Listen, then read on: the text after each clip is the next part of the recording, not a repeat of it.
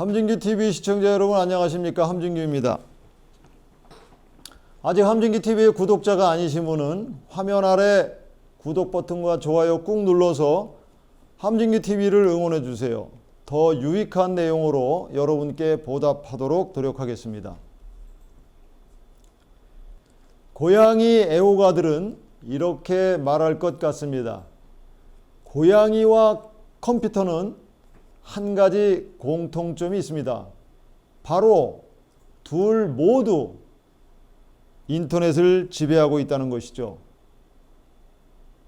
컴퓨터는 인터넷을 접근할 때 가장 많이 쓰이는 기기입니다. 그런데 그 기기로 인터넷에 접속해 보면 고양이와 관련된 수많은 동영상, 사진, 밈 등이 공유되며 네티즌들의 사랑을 듬뿍 받고 있습니다. 이렇게 고양이 얘기를 불쑥 꺼내는 것은 실제로 고양이가 4차 산업혁명에서 또 한 번 도약을 약속하고 있기 때문입니다. 구글의 자회사인 딥마인드는 로봇캣이라는 로봇에 인공지능 뇌를 이식했습니다.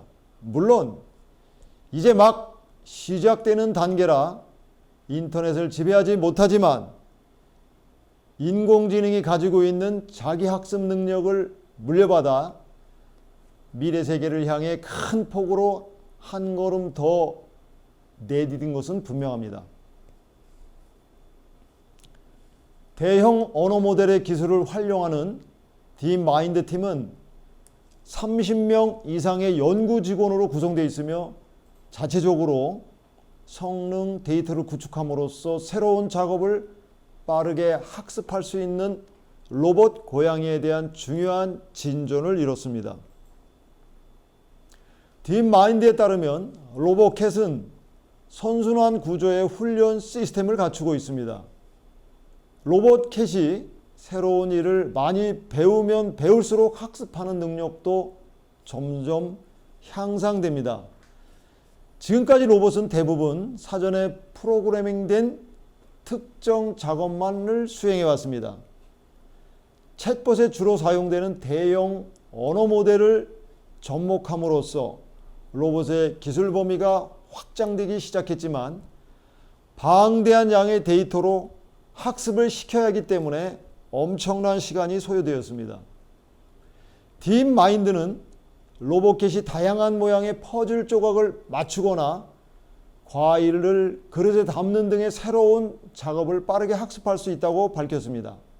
그 다음부터는 이전에 수행하는 작업과 새롭게 생성한 데이터로 조합되는 수백만 개의 경로 데이터셋을 기반으로 보다 복잡한 작업을 수행할 수 있게 됩니다. 로봇캣이 경험의 폭을 넓히면서 더 다양한 기술을 습득하는 방식으로 이러한 진전을 이룬 것입니다. 연구원들은 언어, 이미지, 그리고 가상과 현실 환경에서의 동작 등을 수행할 수 있는 멀티모달 인공지능 모델인 가토를 기반으로 로봇캣을 만들었습니다. 즉, 가토 인공지능을 수백 가지 다양한 작업을 수행하는 로봇 팔의 이미지와 동작 순서로 구성된 대단히 학습 데이터셋과 결합시킨 것입니다. 이렇게 기존의 데이터셋으로 학습을 시킨 후 다음 단계로 이전에는 본 적이 없는 새로운 동작 세트로 자기 학습 사이클을 시작했습니다. 이 과정은 5단계로 이루어집니다. 첫 번째는 인간이 조종하는 로봇팔을 사용하여 100가지 내지 1000가지 새로운 작업이나 새로운 로봇 동작 시연 데이터를 수집합니다. 둘째로 로봇캣을 이 새로운 작업에 맞춰서 세밀하게 조정하며 이 작업에 특성화된 파생 모델을 생성합니다. 셋째는 파생 모델은 평균 10,000번의 반복을 통해 이 새로운 작업을 연습하며 더 많은 학습 데이터를 생성합니다. 넷째는 사람이 제공한 데모 데이터와 로봇캣이 자체 생산한 데이터를 로봇캣의 기존 학습 데이터 셋에 통합합니다. 마지막으로는 이렇게 만들어진 새로운 학습 데이터셋을 사용하여 로봇캣을 학습시켜 새로운 버전의 로봇캣을 만들어 갑니다. 연구원들에 따르면 로봇캣은 다른 최첨단 모델보다 훨씬 빠르게 학습합니다. 다양한 규모의 데이터를 활용하기 때문에 100번의 데모만으로도 새로운 작업을 학습할 수 있습니다. 이 능력은 로봇 공학 연구를 가속하는 데 도움이 되며 인간이 개입하는 학습의 필요성을 줄이고 범용 로봇 개발에 중요한 기반이 됩니다. 이 모든 학습 과정을 결합하게 되면 최신 로봇캣은 로봇8이 실제로 시연한 데이터와 가상으로 시뮬레이팅한 데이터, 그리고 로봇캣 스스로 생성해낸 데이터를 종합한 수백만 개의 동작 방식 및 경로를 갖게 되는 것입니다. 연구원들은 4가지 서로 다른 종류의 로봇과 많은 로봇팔을 사용하여 시각 데이터를 수집했습니다. 그리고 이 시각 데이터로 로봇캣이 작업을 수행할 수 있도록 학습을 시켰습니다. 로봇캣은 다양한 학습을 통해 단 몇 시간 만에 새로운 로봇팔을 작동시킬 수 있게 되었습니다. 로봇캣은 손가락이 2개인 로봇팔을 작동시키는 방법을 학습했지만 2배나 많은 명령 입력이 필요한 3개의 손가락을 가진 복잡한 로봇팔에 관해서는 학습한 적이 없음에도 쉽게 적응했습니다. 로봇캣은 사람이 조종하여 시연하는 1000번의 로봇팔 동작을 몇 시간 동안 관찰한 후 이 로봇팔을 능숙하게 조작하여 물건을 집어 올리는데 86%의 성공률을 보였습니다. 이런 정도의 시연 데이터만 있으면 로봇캣은 정밀함과 이해력을 요하는 복잡한 작업을 처리할 수 있습니다. 예를 들면 그릇에 담긴 과일을 드러낸다든지 퍼즐 조각을 맞춘다든지 하는 훨씬 복잡한 작업도 수행할 수 있습니다. 앞서 얘기한 것처럼 로봇캣은 선순환적인 학습 과정을 가지고 있습니다. 새로운 작업을 더 많이 익힐수록 새로운 작업을 학습하는 능력이 더욱 향상되는 것이죠. 최초 버전의 로봇캣은 처음 보는 작업에 대해 각 작업당 500번 시연하는 모습을 관찰하며 학습한 후 36%의 성공률을 보였습니다. 그러나 최신 로봇캣은 더 다양한 작업에 대해 훈련한 결과 같은 작업에서 이 성공률을 2배 이상으로 향상시켰습니다. 이것은 마치 사람들이 특정 분야에서 학습의 깊이를 더할수록 더 다양한 기술을 습득하는 것과 비슷한 원리입니다. 로봇캣이 자기 학습을 통한 기술 습득과 빠른 자기 개선 능력이 다양한 로봇 장치에 적용된다면 범용 로봇 개발에 큰 기여를 할 것입니다. 딥마인드 팀은 2023년 6월에 로봇캣, 로봇 조작을 위한 자가 개선 모델이라는 논문을 발표했습니다. 이제 스스로 학습하는 로봇이 등장할 날도 멀지 않아 보이는데요.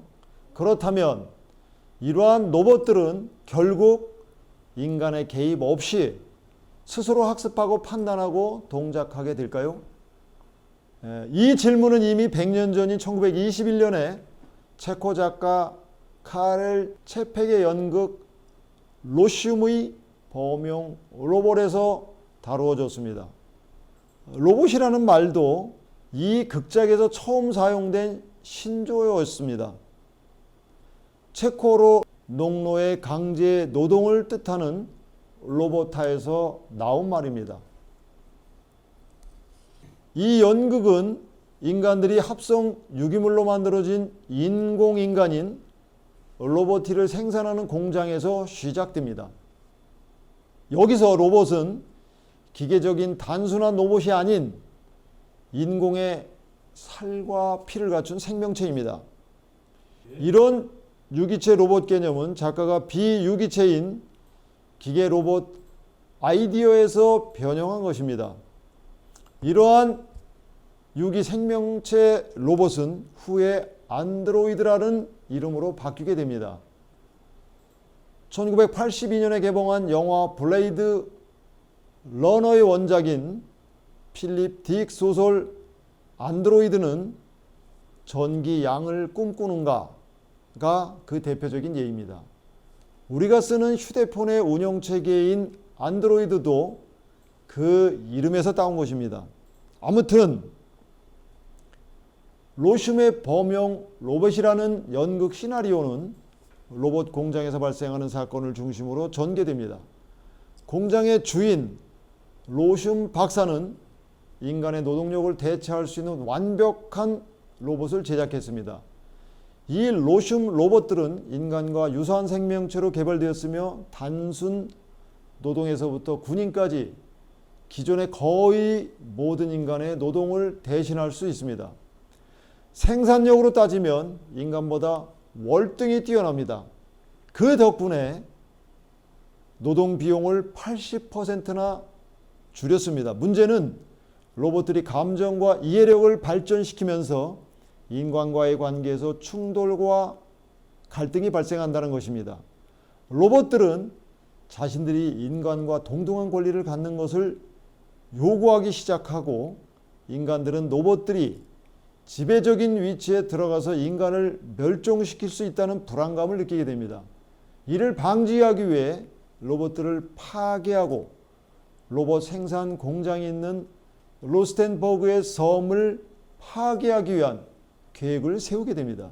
하지만 이 계획은 실패하고 인간들은 로봇들에게 패배하면서 멸망합니다.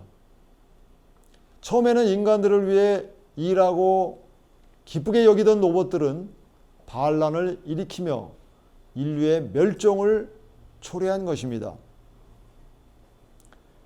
로슘의 범용 로봇은 인간과 로봇 간의 윤리적, 사회적, 인간적 관계를 탐구하며 범용 로봇이 만들어진다면 그 로봇들이 인간에게 어떤 영향을 미칠지에 대한 경고로 가득 찬 강렬한 시나리오를 보여줍니다. 그러면서 인간이 기술과 인공지능의 발전에 대해 어떻게 생각하고 대처해야 하는지 깊이 성찰할 것을 요구합니다. 로보켓은 이러한 범용 로봇 발전에 상당히 중요한 기초를 놓았습니다. 이와 함께 체백이 상생한 시나리오도 이제 연극이 아닌 현실에서 이루어지기 시작했습니다. 그 때문에 우리는 미래의 로봇캣들이 엄청난 능력으로 마냥 즐겁게 인간의 일을 대신해 줄 것이라고 기대하기는 쉽지 않습니다. 미국의 유머 작가 윌 로저스가 했다는 가방에서 고양이를 내보내는 것은 넣는 것보다 훨씬 쉽습니다라는 명언이 떠오릅니다. 지금까지 함진규의 4차 산업혁명이었습니다. 감사합니다.